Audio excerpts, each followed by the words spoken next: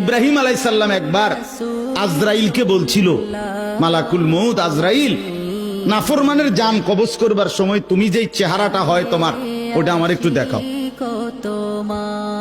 মালাকুল মউত আজরাইল বলছিল, হে আল্লাহর নবী, কসম আপনি এটা দেখতে চাইেন না, আপনি সহ্য করতে পারতেন।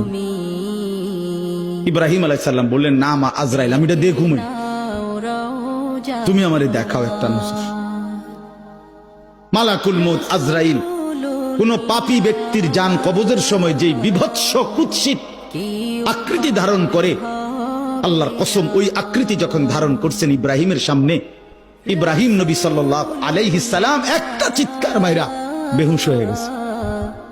লম্বা সময় পরে যখন হুঁশ আসছে, আমি নিজে পড়ছি কিতাবে, আরবি কিতাবে, ইব্রাহিম আলাইহিস সালাম আল্লাহকে বলছে, আল্লাহ আপনার জাতের কসম মাওলা, কোন নাফরমান পাপী তার কবরের আযাব, আখিরাতের আযাব, জাহান্নামের আযাব কিছুই লাগবে না, শুধু মালাকুল মউত আজরাইলের এই বিভৎস দৃশ্য যদি সে একবার দেখে, তো তার ৬০ বছরের নাফরমানির শাস্তির জন্য এটাই যথেষ্ট।